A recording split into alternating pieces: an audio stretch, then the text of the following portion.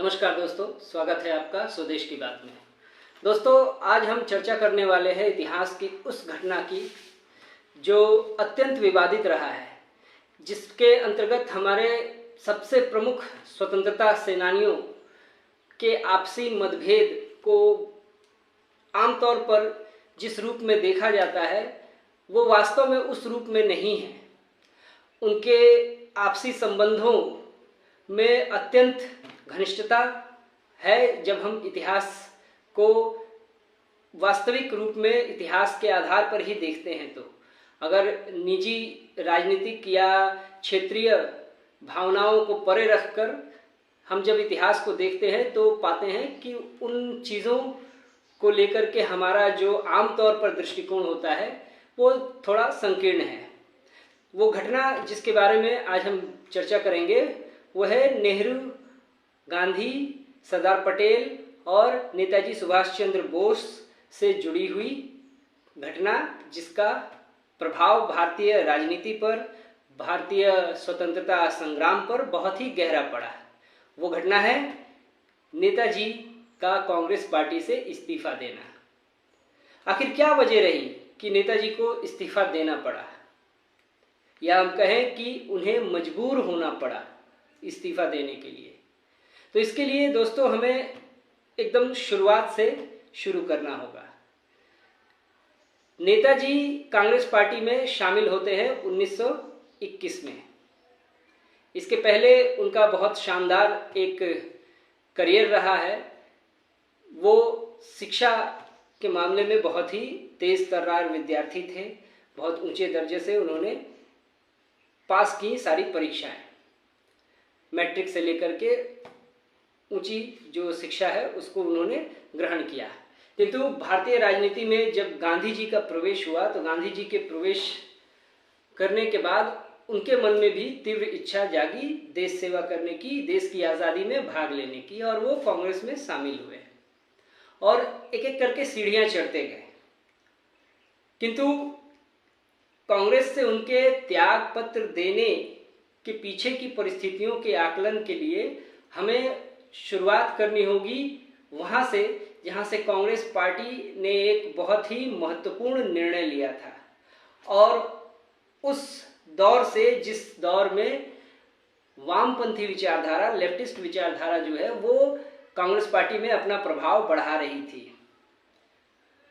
तो वो जो दौर था वो दौर नेहरू रिपोर्ट, मेरी पिछली वीडियो है नेहरू रिपोर्ट पर, नेहरू रिपोर्ट के दौरान जो वामपंथी विचारधारा थी जिसके सर्वप्रमुख नेता में पंडित जवाहरलाल नेहरू और नेताजी सुभाष चंद्र बोस आते हैं। इसके अलावा जेपी थे, जयप्रकाश नारायण, राम मनोहर लोहिया, ये लोग भी इसमें शामिल थे।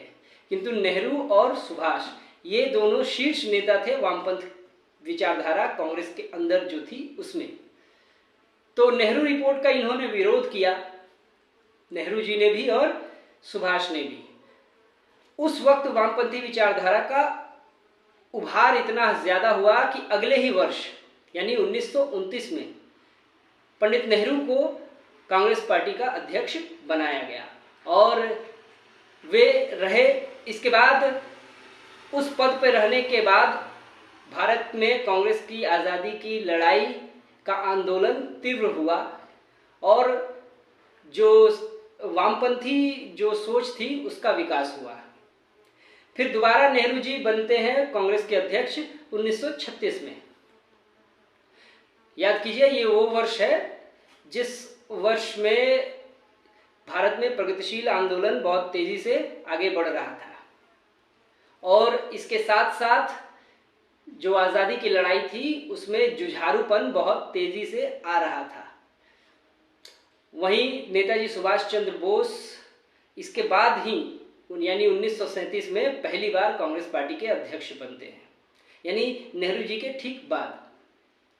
नेहरू जी वामपंथी विचारधारा को मानते थे, हालांकि बाद में उनकी जो राजनीतिक विचारधारा है वो फेबियन सोशलिज्म जो है, फेबियन सोशलिज्म के अंतर्गत आ जाती है। उसमें वो जो वामपंथी एकदम कट्टरता है या फिर चरम पंथी वाली बात आती है तो उससे थोड़ा पीछे हट जाते हैं और सुभाष चंद्र बोस पक्के वामपंथी के तौर पर वो उभरते हैं।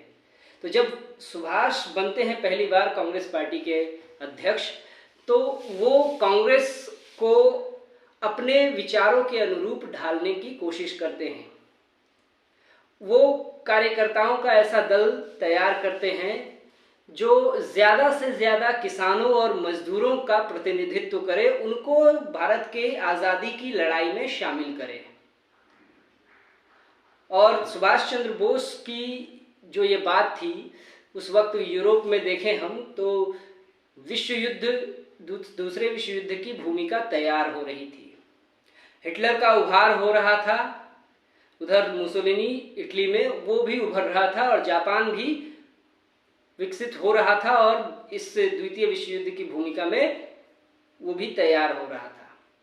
तो इन परिस्थितियों को देख करके नेताजी बार बार ये व्यक्त करते हैं विचार कि हमें भारत की आज़ादी में इन जो धुरी राष्ट्र है इनसे मदद लेनी चाहिए, हिटलर से मदद लेनी चाहिए, जापान से मदद लेनी चाहिए।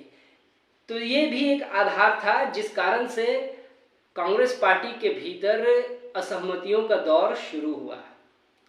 कांग्रेस पार्टी के जो वर्किंग कमेटी थी, वर्किंग कमेटी में सरदार पटेल का दबदबा ज़्यादा था, उनके मानने वाले लोगों की संख्या अधिक थी। तो जब सुभाष दूसरी बार बनते हैं प्रेसिडेंट पार्टी के, तो दूसरी बार प्रेसिडेंट बनने के पहले ही उनका विरोध शुरू हो गया था।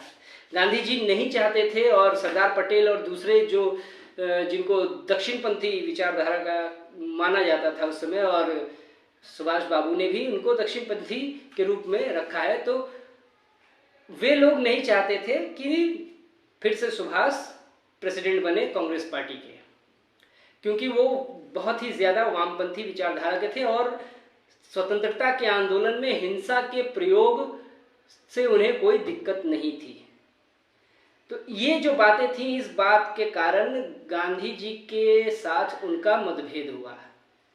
न केवल यही थी एक बात, बल्कि इकोनॉमिक पॉलिसी को लेकर के भी गांधी जी और सुभाष में काफ़ी मतांतर थे और दोनों एक दूसरे के कंफर्टेबल नहीं रह जाते थे। इस कारण से दोनों में विवाद होता रहता था और गांधी जी ने जिस तरह से आज़ादी की आंदोलन का नेतृत्व किया, उसमें सबसे प्रमुख जो उन्होंने रणनीति अपनाई वो थी अहिंसा की, अहिंसात्मक प्रतिरोध। तो गांधी जी की पूरी राजनीति का निचोड़ अहिंसात्मक प्रतिरोध में है, किंतु सुभाष हिंसा के प्रयोग को भी जायज़ मानते हैं और वो उसका कांग्रेस पार्टी के माध्यम से उसको वो प्रयोग में लाने की कोशिश करते हैं। इस कारण से गांधी जी और गांधी जी के जो समर्थक थे सरदार पटेल और उनके जो दूसरे जो पार्टी के मेंबर्स थे, प्रभावशाली जो सदस्य थे, राजेंद्र प्रसाद हुए, डॉक्टर राजेंद्र प्रसाद के अलावा गोविंद वल्लभ पंत वगैरह, तो ये लोग भी देख रहे थे कि सुभाष जो है गांधी के पथ पर न चल करके वो कांग्रेस पार्टी को अपने अनुसार ढाल रहे हैं और वो इस बात की आलोचना भी करते हैं कि ये हिटलर से मदद लेने में आखिर आपत्ति क्या है। तो इस बात को लेकर के मतभेद इतना ज़्यादा हो गया कि जब दूसरी बार प्रेसिडेंट बनने के लिए खड़े हुए सुभाष, तो गांधी जी ने विरोध किया और उनके विरोध में उन्होंने अपना एक कैंडिडेट उतारा, पट्टाभी सीतारामैया। तो उनको उतारा, लेकिन चुनाव में भारी हार हुई उसकी और नेताजी जीत गए, फिर से दोबारा कांग्रेस पार्टी के अध्यक्ष हुए। तो इस पर गांधी जी ने भी कहा था कि ये मेरी हार है वास्तव में। और उसके बाद वर्किंग कमेटी बनाने की बात आई, तो वर्किंग कमेटी बनाने में उनसे आग्रह किया गया, पटेल ने आग्रह किया कि आप वर्किंग कमेटी गांधी जी की सम्मति से बनाइए, किंतु बात तो ये दूसरी तरह से हो जाती है। जब प्रेसिडेंट बने हैं तो वो पार्टी के मेंबर्स को कौन कौन से लोग हैं उनको अपनी टीम में वो रखेंगे या अपने वर्किंग कमेटी में स्थान देंगे। तो गांधी जी से सम्मति लेना या उनके द्वारा नियुक्त लोग ही पार्टी के जो वर्किंग कमेटी है उसमें वो आएंगे, इस बात को लेकर के काफ़ी मतभेद शुरू हुआ और मतभेद बहुत ही ज़्यादा कड़वा होता गया। सिर्फ यही कारण नहीं, इसके पहले भी मैंने 2 कारण बताया, आर्थिक नियमों के कारण और जो हिंसा का प्रयोग उसके प्रति सुभाष का जो रवैया था, इस कारण से लेकर के भी कांग्रेस पार्टी में मतभेद शुरू हुआ। यहाँ तक कि जो वामपंथी विचारधारा के लोग, जो नेताजी के सपोर्टर्स थे, जब देखा कि पार्टी में ऐसी स्थिति आ गई है, विभाजन जैसी स्थिति, तो इस कारण से बहुत सारे लोगों ने जो नेताजी को सपोर्ट भी करते थे वो भी अब गांधी को सपोर्ट करने लगे। स्थिति यहाँ तक हो गई कि सरदार पटेल ने बकायदा जो वर्किंग कमेटी के मेंबर्स थे उन सब से लिखित में इस्तीफा दिलवाया कि वो इस वर्किंग कमेटी से त्यागपत्र देंगे। तो सभी 12 लोग थे, वैसे 11 लोगों की सिग्नेचर ली गई। जब वो नेहरू जी के पास पहुंचे सरदार पटेल कि आप भी सिग्नेचर कीजिए, इस्तीफा दीजिए वर्किंग कमेटी से, तो नेहरू जी ने इनकार कर दिया कि नहीं, ये ठीक नहीं हो रहा है। माना कि हमारे और सुभाष के कुछ नीतियों में अंतर है, किंतु इस तरह से सुभाष को हटाने के प्रयास ठीक नहीं है। इस संबंध में उन्होंने गांधी जी से भी कई बार बात की है, गांधी जी को पत्र लिखे, उनसे चर्चा की, सुभाष से भी उन्होंने बात की, चर्चा की इस बारे में। और इस संबंध में उन्होंने गांधी जी को कहा कि आपको एक बार सुभाष से जाकर मिलना चाहिए और इस पर बात करनी चाहिए, क्योंकि ये विभाजन की स्थिति ठीक नहीं है। इस समय देश की आज़ादी के आंदोलन का बहुत महत्वपूर्ण चरण है। दुनिया जो है दूसरे विश्व युद्ध की तैयारी में जुटी हुई है और ये समय अगर कांग्रेस टूट जाती है तो ये आज़ादी के लिए बहुत ही ज़्यादा नुकसानदायी स्थिति होगी। इसलिए आपको बात करनी चाहिए उनसे कि ये किसी तरह से चीज़ें जो हैं वो शांत हो। गांधी जी मिलने भी गए थे सुभाष से, किंतु बातचीत में कुछ हल नहीं निकला। और जब देखा कि सुभाष ने कि सारे स्थितियां खिलाफ है तो उन्होंने त्यागपत्र दे दिया। किंतु इस त्याग पत्र में कौन कितना जिम्मेदार है, इसको लेकर के बाद में, आज़ादी के बाद विशेषकर, ये राजनीतिक कुछ पार्टियां हैं या कुछ लोग हैं स्वार्थी या जो व्यक्तिगत वैमनस्य की भावना से ग्रस्त हैं, उन लोगों ने अब एक एक को दोष देना शुरू किया। कभी गांधी को दोष देते थे, कभी नेहरू को दोष देते थे, किंतु इस सब में सरदार पटेल की बात उतनी नहीं की जाती है। जबकि सरदार पटेल सबसे सक्रिय रूप से इस काम में लगे थे कि सुभाष के साथ काम नहीं करना है इस स्थिति में, क्योंकि वो दक्षिणपंथी नहीं वामपंथी विचारधारा से बहुत ज़्यादा प्रभावित हैं और वो पूरे संगठन को गांधी जी के अहिंसात्मक तरीकों से हटा करके हिंसा और बल प्रयोग जैसी स्थिति में काम करने के लिए राजी हो गए हैं। इस कारण से कांग्रेस पार्टी का पूरा जो संगठन है, उसकी जो पूरी वैचारिक पृष्ठभूमि है, उन सब का एक ही तरह से खात्मा हो जाएगा अगर इस तरह से होगा तो। ये उनका अपना तर्क था। लेकिन अगर हम देखें तो इस समग्र स्थिति में कुछ बातें ऐसी है जिसे हमें ध्यान में रखना चाहिए। न गांधी के दिल में सुभाष को लेकर कोई घृणा या नफरत थी या वैमनस्य था, न सुभाष के दिल में गांधी या और दूसरे जो नेता थे, नेहरू हुए या मौलाना आज़ाद वगैरह, इनके आपसी रिश्ते बहुत ही मधुर थे और सभी एक दूसरे का बहुत सम्मान करते हैं। इसमें हम जब इतिहास के पन्नों को पलटते हैं तो कई सारी चीज़ें हमें देखने को मिलती है जिससे ये बात बिल्कुल क्लियर हो जाती है। जब नेताजी देश से बचा करके निकले और वो पहुंच गए जापान, तो गांधी जी ने उनकी प्रशंसा की कि ये बहुत ही प्रशंसनीय है कि किस तरह से उन्होंने अंग्रेज़ों को चकमा दिया और धूल झोंक करके पहुंचे। ये बहुत बहादुरी वाला काम है और बहुत प्रशंसा के लिए के योग्य है ये। इसके साथ साथ जब उन्होंने आज़ाद हिंद फौज का गठन किया तो उस समय भी शुभकामनाएं भेजी गांधी जी ने। आमतौर पर लोग क्या है, लोग सोचते हैं जिस रूप में मानते हैं वो कि गांधी जी जितने अहिंसक दिखाई देते हैं उनकी विचारधारा में वो उतने भी अहिंसक नहीं हैं, वो कट्टर अहिंसावादी नहीं थे। उसी तरह से पटेल बोल रहा हूँ, सुभाष और भगत सिंह, ये लोग जितने कट्टर दिखाई देते हैं, हिंसावादी दिखाई देते हैं, ये उतने हिंसावादी है भी नहीं।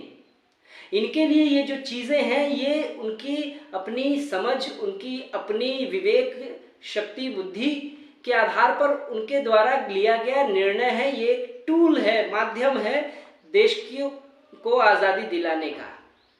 पूरी तरह से जब जड़ होकर उस ओर बंधे नहीं रहना चाहते हो। इसीलिए जब सुभाष बाबू ने आज़ाद हिंद फौज का पुनर्गठन किया, मैं कह रहा हूँ पुनर्गठन, सुभाष चंद्र बोस ने आज़ाद हिंद फौज का निर्माण नहीं किया, इसके पहले ही वो निर्मित हो गई थी और उस फौज को रास बिहारी बोस वो कर रहे थे नेतृत्व। बाद में जब जापान पहुंचे सुभाष, तो उन्होंने इसका नेतृत्व भार दे दिया सुभाष के कंधों पर, और सुभाष ने फिर उसको आर्मी के रूप में पूरी तरह से तैयार किया। इसके पीछे बहुत सारी चीज़ें हैं जिसको हम फिर किसी और वीडियो में देखेंगे। तो आज़ाद हिंद फौज के गठन पर सुभाष बाबू ने उसको 5 ब्रिगेड में बांटा, पूरी आर्मी को, और उन 5 ब्रिगेड्स में उनके नाम, जिन ब्रिगेड्स के जो नाम दिए गए वो उनके सहयोगी जो रहे आज़ादी की लड़ाई में उनके नाम हैं। एक ब्रिगेड का नाम गांधी ब्रिगेड रखा उन्होंने, दूसरे ब्रिगेड का नाम नेहरू ब्रिगेड रखा, तीसरे ब्रिगेड का नाम उन्होंने मौलाना आज़ाद ब्रिगेड रखा, आज़ाद ब्रिगेड, चौथे ब्रिगेड का नाम उन्होंने अपने पर सुभाष ब्रिगेड रखा, और 5वां ब्रिगेड उन्होंने रखा रानी लक्ष्मीबाई ब्रिगेड या रेजिमेंट। तो ये 5 ब्रिगेड में उन्होंने डिवाइड किया। गांधी जी को सबसे पहले राष्ट्रपिता या बापू कहा था सुभाष ने। इसके अलावा सुभाष चंद्र बोस को भी गांधी जी ने उपाधि दी थी, उसकी चर्चा हमको सुनने को नहीं मिलती है। उन्होंने कहा था द प्रिंस ऑफ पेट्रियोट्स, यानी देशभक्तों के राजकुमार सुभाष। जब सुभाष ने आज़ाद हिंद फौज का गठन किया तो गांधी जी ने खुलकर उसका समर्थन किया कि यदि आप लक्ष्य को पाने में, पत्र लिखा उन्होंने, कहा कि यदि आप लक्ष्य पाने में सफल हो जाते हैं तो सबसे पहले मैं आपको बधाई देने वालों में सबसे पहले स्थान मेरा होगा, मैं आपको बधाई दूंगा इस चीज में। यानी हम देखते हैं यहाँ कि गांधी जी हिंसा के उतने खिलाफ नहीं थे वो, लेकिन वो चूंकि अपने समझ के अनुसार, अपने ज्ञान बुद्धि विवेक के अनुसार वो मानते थे कि देश की आज़ादी की लड़ाई को अहिंसात्मक रूप से चलाने के लिए हमारे पास ये सबसे बेहतर विकल्प है, और इतने लंबे समय से हम लोग इस नीति को चलाते आ रहे हैं। आप कांग्रेस के इतिहास को अगर देखेंगे, उसके इतिहास के विकास का जो चरण है एक एक करके, तो देखते जाएंगे कि एक एक चरण के बाद से उसमें आक्रामकता क्रमशः आती गई है, वो बढ़ती गई है, और अंत में तो गांधी जी ने करो या मरो का नारा भी दिया। वहीं सुभाष चंद्र बोस के साथ साथ पंडित नेहरू भी जो हैं वे भी एक दूसरे के परम मित्र थे। अगर कहा जाए सच में देश की आज़ादी के आंदोलन में भाग लेने वाले जो नायक थे उनमें 2 लोगों में जो इतनी दोस्ती घनिष्ठता देखने को मिलती है तो वो इन दोनों के बीच देखने को मिलती है। तो ये जो सुभाष जी ने इस्तीफा दिया ये गलत हुआ, ऐसा नहीं होना चाहिए था, और इसके लेकर के, इन चीज़ों को लेकर के हम उन लोगों को, जिन लोगों की इसमें भूमिका थी, उसके प्रति जो हम घृणा प्रदर्शित करते हैं, ये उनके साथ अन्याय है। उन्होंने देश के लिए जो काम किए, जो योगदान दिया, उसके साथ अन्याय है। स्वयं सुभाष चंद्र बोस कहते हैं गांधी जी के विषय में कि एक अकेला आदमी जिसने देश की आज़ादी में इतने सारे अचीवमेंट्स पाए हैं वो कोई और नहीं, गांधी जी हैं। इसके लिए देश को आज़ादी के इतिहास में गांधी जी का नाम स्वर्ण अक्षरों में लिखना चाहिए, इन गोल्डन लेटर्स। तो ये उनका आपसी संबंध था। लेकिन बहुत अफसोस होता है कि उन नेताओं के जो सपोर्टर्स हैं या उनके जो प्रशंसक हैं, वे एक दूसरे के साथ इन दोनों को हमेशा लड़ाते भिड़ाते रहते हैं। ये याद रखिए कि दो एक बिंदु ऐसे हैं जिसको लेकर के इन नेताओं में असहमतियां थी, और जिसके पास दिमाग होगा, जिन लोगों के पास दिमाग होगा, उनकी असहमतियां होना बिल्कुल ज़रूरी है, नेचुरल है, ये चीज़ें निस्संदेह होगा। ये कोई मशीन नहीं है कि एक ही तरह की चीज़ें सब बन जाएंगी, सब एक ही जैसे हो जाएंगे। और ये ऐसा होना हमारे लोकतंत्र के लिए, देश के लिए बहुत अच्छी बात है, असहमतियों का होना। मूल असहमति जो थी वो आर्थिक नीति पर थी। गांधी जी मानते थे कि देश के जो बड़े अमीर लोग हैं उनसे संपत्ति छीननी नहीं है, बल्कि उन लोगों को ऐसा समझना चाहिए कि वो ट्रस्टी हैं। इससे ट्रस्टीशिप वाली बात जो है आती है गांधी जी की। वहीं वामपंथी विचारधारा क्या सोचती है कि ये जो अमीर लोग हैं, धनी लोग हैं, इनका पैसा छीन करके गरीबों में सब में समान रूप से वितरित किया जाए। तो इस मॉडल पर ही रशियन रेवोल्यूशंस भी हुआ, लेनिन आए, फिर स्टालिन आए, किया, और सब लोगों ने देखा। गांधी जी अहिंसा पर जोर क्यों देते थे? गांधी जी के अहिंसा पर जोर देने का कारण ये था कि उन्होंने देखा था खूनी क्रांतियों के बाद की स्थिति को वो समझ रहे थे। जो रशियन रेवोल्यूशन हुआ, फ्रेंच रेवोल्यूशन हुआ, तो ये जो विद्रोह हुए, क्रांतियां हुई, उसने मोनार्की को तो हटा दिया, लेकिन मोनार्की के बाद डिक्टेटरशिप आ गया, और डिक्टेटरशिप मोनार्की से कम खतरनाक नहीं है, वरन उससे ज्यादा खतरनाक वो रूप ले लेता है। तो वो नहीं चाहते थे गांधी कि देश भी इस रास्ते पर चले। वो देश को आजादी देना चाहते थे, उनका ये एक एजेंडा था, देश की आजादी। किंतु इसके अलावा दूसरा एजेंडा भी उनका था कि इस देश में समाज सुधार भी होना चाहिए। इस देश को एक लोकतांत्रिक, या इसको हम कहें अगर मूल्य की दृष्टि से तो मानवीय मूल्यों पर आधारित होना चाहिए। इस देश की व्यवस्था को, इस देश के लोगों को उन्होंने ट्रेंड किया, ट्रेनिंग दी सहिष्णुता की, अनटचेबिलिटी के खिलाफ उन्होंने युद्ध लड़ा, एक समाज सुधार की भावनाओं को प्रेरित किया, महिलाओं की सहभागिता को सुनिश्चित किया, देश के समस्त वर्गों का प्रतिनिधित्व उन्होंने सूचित किया। आजादी के आंदोलन के इतिहास में ये चीजें दर्ज हैं। केवल देश को अंग्रेजों से आजाद करने से कोई लाभ नहीं। भगत सिंह ने भी कहा था कि ये गोरे अंग्रेज चले जाएंगे और काले अंग्रेज इस देश पर राज चलाएंगे। ऐसा नहीं होना चाहिए। इसलिए उनकी लड़ाई एक तरफा नहीं थी, सिर्फ एक ही नहीं थी। इसलिए वो सभी चीजों को ध्यान में रख करके लड़ रहे थे। किंतु इसका मतलब ये नहीं कि सुभाष का रास्ता भी गलत है। सुभाष पक्के देशभक्त थे और वो ब्रिटिश सत्ता को इस देश में बिल्कुल दो आंखों से उसको नहीं सुहाती थी। वो देखना नहीं चाहते थे, एक क्षण भी नहीं देखना चाहते थे। जितनी जल्दी हो सके इनको भगाओ, यहां से खत्म करो इनको। तो ये भावना थी उनकी, और इस भावना से प्रेरित होकर उन्होंने जो रास्ता अपनाया, कांग्रेस पार्टी के अध्यक्ष रहते हुए उन्होंने जो कार्य किए, बहुत अच्छे से कार्य किए उन्होंने। हालांकि उन कार्यों की चर्चा ही नहीं होती है, ये सिर्फ लड़ाने वाली बातें होती हैं कि गांधी जी ने सुभाष को हरा दिया, सुभाष को हटा दिया, कांग्रेस पार्टी से मजबूर कर दिया उनको इस्तीफा देने के लिए। भाई उन्होंने जो काम किए उनको तो देखिए आप। ये प्लानिंग कमीशन जो आज़ादी के बाद चला, 5 ईयर प्लान का, ये शुरू किया था सुभाष ने, और प्लानिंग कमीशन का गठन किया और उसके जो अध्यक्ष हुए वो नेहरू को बनाया था उन्होंने। ये प्लानिंग कमीशन को तो फिर बंद कर दिया गया, बहुत ही दुखद बात है। उसको नीति आयोग में बदल दिया वर्तमान सरकार ने। तो ये बहुत एक बड़ी चीज थी। तो देश की आज़ादी के बाद हमारा संविधान जिस रूप में आया, उसमें जो नीतियां आई देश को चलाने की, उन नीतियों का बीज हमारे आज़ादी की लड़ाई में देखने को मिलता है।